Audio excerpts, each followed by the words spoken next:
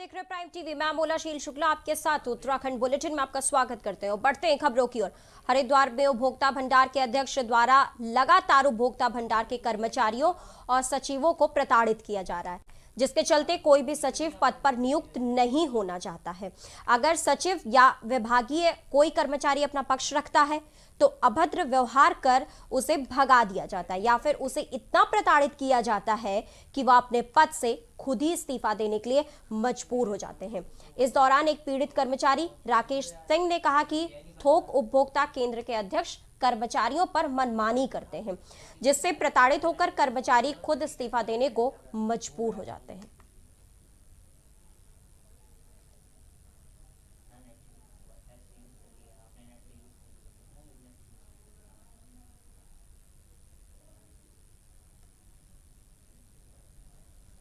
जब साल भर रह जाता है रिटायरमेंट का तो उसका ट्रांसफ़र नहीं किया जा सकता, पर इन्होंने कर दिया। चलो मैंने अपनी दुकान का चार्ज दे दिया, उसके बाद अब ये मुझे दबाव बना रहे हैं कि जिस दुकान पर तुम्हारा ट्रांसफ़र किया गया उस दुकान का चार्ज लो।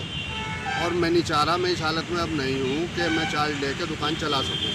हमारे ऊपर चेयरमैन साहब दबाव बना रहे हैं, सबसे ज़्यादा सचिव थे, पहले सचिव दोनों चले गए, दोनों के साथ भद्रता हुई है। आज मेरे साथ भी बहुत तकड़ी भद्रता हुई है, जबकि मुझे सस्पेंड करने के लिए भी कहा गया है।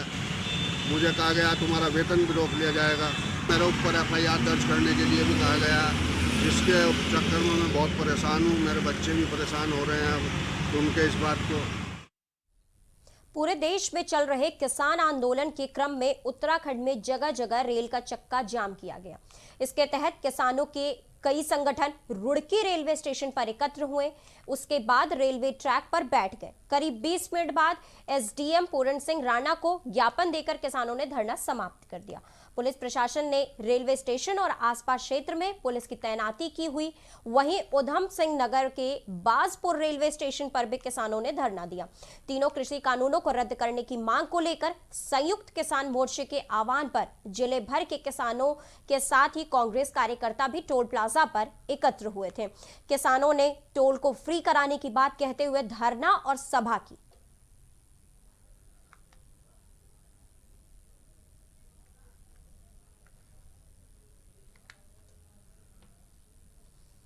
तो आज जैसा कि जानकारी थी कि रेल रोको आंदोलन था किसानों की तरफ से, तो आज रुड़की में किसान एकत्रित हुए।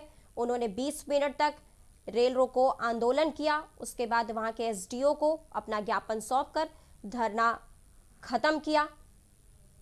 करीब 20 मिनट तक उन्होंने अपने इस धरने को चालू रखा था।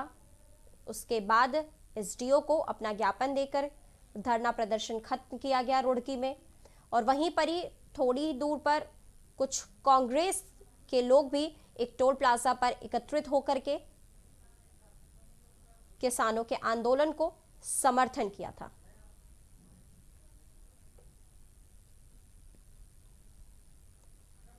आज ये पूरे देश में किसानों का रेल रोको अभियान था, उसी को तहत आज उत्तराखंड किसान मोर्चा और भारतीय किसान यूनियन रेल रोको अभियान के तहत रेलवे स्टेशन रुड़की पर पहुंचे। यहाँ पर हमारे प्रदेश में अभी कुछ दिन पहले एक बहुत बड़ी आपदा आई, जिसमें हमारे 200-250 लोग शहीद हो गए। तो उसको देखते हुए हमारे संवेदना उनके साथ है। तो हमारे ऊपर से भी आदेश हुआ दिल्ली से भी कि आप वहाँ का टाइम पीरियड थोड़ा कम करेंगे और हमने उनके परिवार को भगवान शक्ति दे, उसके लिए हमने 2 मिनट का मौन रखा है यहाँ पर। और हमने रेलवे ट्रैक पर एक ज्ञापन SDM महोदय को दिया और उसके बाद हमने अपना समापन समय से थोड़ा पहले कर दिया।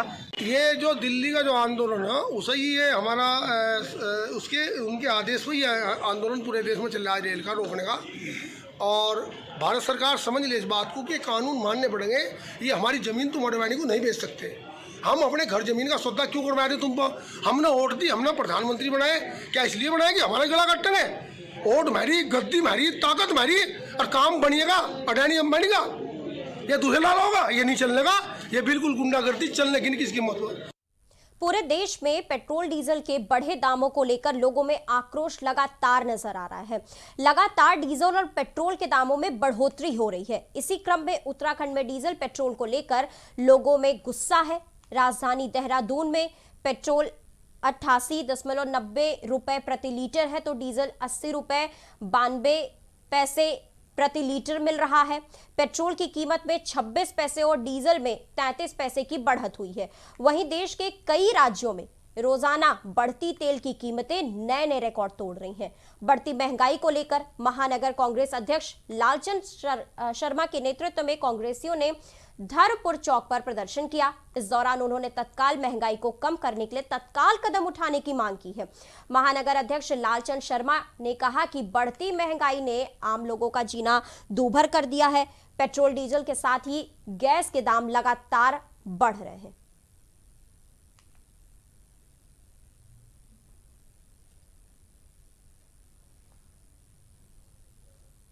चमोली जिले में आई आपदा के बाद राहत और बचाव का कार्य जारी है। सेना, एनडीआरएफ, एसडीआरएफ, आईटीबीपी, बीआरओ के जवान टनल में फंसे श्रमिकों तक पहुंचाने का प्रयास कर रहे हैं। लापता ग्रामीणों और श्रमिकों की खोजबीन भी लगातार जारी है।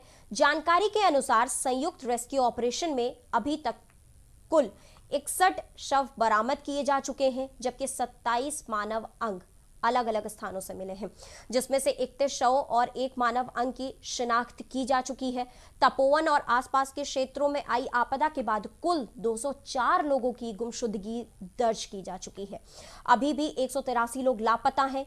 टीम ने 56 परिजनों और 79 शवों के डीएनए सैंपल मिलान के लिए देहरादून लैब में भेज दिए हैं।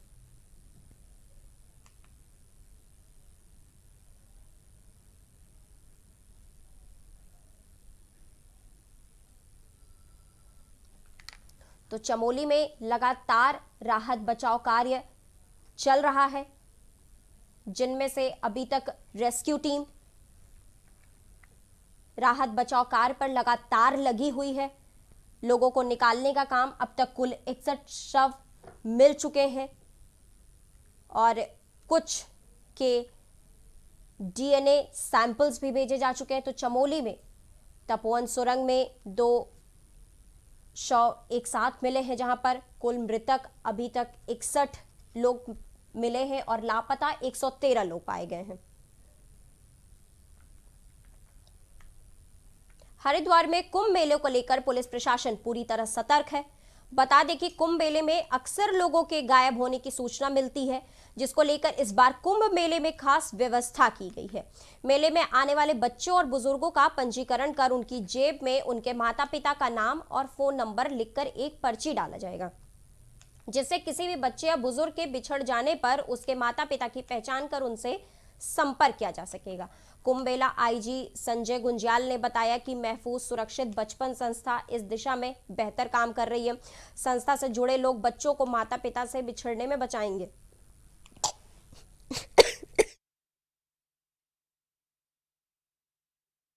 सेंटर भी खोला है और धीरे धीरे जैसे जैसे मेला का स्वरूप जैसे जैसे बढ़ता जाएगा तो जो खोया पाया सेंटर्स की संख्या भी हम बढ़ाते जाएंगे और इसमें ट्राइड एंड टेस्टेड जो हमारी पुराने जो ट्रेडिशनल तरीका है उसके साथ साथ हाईली सोफिस्टिकेटेड जो हमारे एआई बेस्ड सिस्टम है उसका भी यूज़ भविष्य में किया जाएगा। कैसे कोई प्राइवेट संस्था भी इसमें सहयोग देने को महफूज बचपन संस्थान है जिसके साथ आपका एक प्रयास चल रहा है? हाँ, वो बहुत अच्छी संस्था है जो कि इस दिशा में बहुत अच्छा काम कर रही है। तो हम लोग चाहेंगे कि उनके जो कमिटेड लोग हैं उनके सहयोग से हम लोग इस दिशा में और बेटर करें और इसीलिए जो है आपस में समन्वय के साथ इस कार्य को किया जाएगा। सर कितने लोग आने की उम्मीद?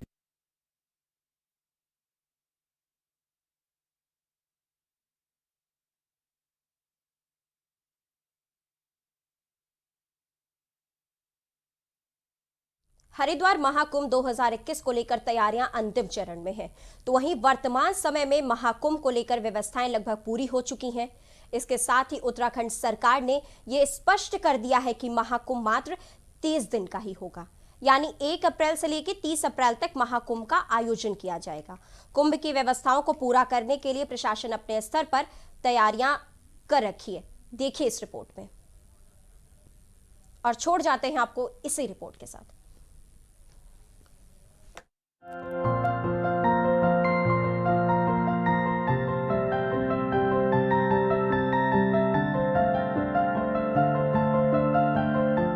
धर्मनगरी हरिद्वार में लगने वाले कुंभ 2021 को लेकर कुंभ प्राधिकरण की तैयारियां अब अंतिम चरणों में है। वहीं कुंभ मेले को लेकर मेला अधिकारी एक्शन मोड में है। अधिकारियों को बिना बताए अवकाश लेने वाले अधिकारी और कर्मचारी पर कड़ी कार्रवाई के निर्देश दिए गए हैं। हालांकि कुंभ मेला 1 अप्रैल से शुरू होना है, जिसको लेकर मेला प्राधिकरण कोई भी कमी नहीं रखना चाहता है और जल्द से जल्द सभी काम पूर्ण कर लेना चाहता है, जिसके चलते कुंभ मेला अधिकारी द्वारा अपने अधीनस्थ अधिकारियों और कर्मचारियों के लिए एक आदेश जारी किया गया है, जिसमें कहा गया है कि कोई भी अधिकारी कर्मचारी बिना कारण बताए अवकाश पर न जाए, क्योंकि कुंभ मेले के अधिकतर कार्य अंतिम चरण में है, जिससे उन कार्यों में व्यवधान आ सकता है। इसलिए अधिकारी और कर्मचारी अगर छुट्टी लेते हैं तो इसके बारे में कुंभ मेला अधिकारी को जरूर बताएं और अपनी जगह किसी संकट अधिकारी या कर्मचारी को कार्य सौंपा जाए। आप जानते हैं कि अंतिम चरणों में अभी मेले का काम है। फिनिशिंग वर्क बहुत जगह पे इनफैक्ट हमारा चल रहा है। तो इस दौरान अगर किसी की बहुत आवश्यक नीड अगर छुट्टी की है तो हम इसको बिल्कुल मना नहीं करते हैं, लेकिन वो व्यक्तिगत रूप से मेरे संज्ञान में आना ज़रूरी है, क्योंकि अगर कोई हमारे कर्मचारी हैं, कोई अधिकारी हैं, वो अगर जा भी रहे हैं तो मैं ये ज़रूर देखूंगा कि उनके बदले कोई जिम्मेदार अधिकारी या कर्मचारी उस काम को देखे। तो मेरी ओर से आदेश हुए कि मुझसे व्यक्तिगत रूप में बताए बिना कोई भी इस तरह से लीव पे ना जाए। इसमें हम ज़रूर इसमें कार्रवाई भी करेंगे उनके अगेंस्ट। अगर चेतावनी के बावजूद भी कोई इस तरह से करता है तो कार्रवाई कीजिए। आपको बता दें कि कोरोना महामारी को देखते हुए इस साल कुंभ मेले की अवधि को घटा दिया गया है। साथ ही कोरोना को देखते हुए केंद्र और राज्य सरकार ने जरूरी गाइडलाइन भी जारी किया है। इस साल हरिद्वार कुंभ की शुरुआत 1 अप्रैल से होगी और समापन 30 अप्रैल को होगा। पहले कुंभ मेले की शुरुआत 27 फरवरी को माघ पूर्णिमा के दिन से होनी थी और समापन 27 अप्रैल को होना था, यानी कि करीब 2 महीने के लिए। लेकिन अब कुंभ मेले की अवधि को घटाकर सिर्फ 1 महीने यानी कि 30 दिनों के लिए कर दिया गया है।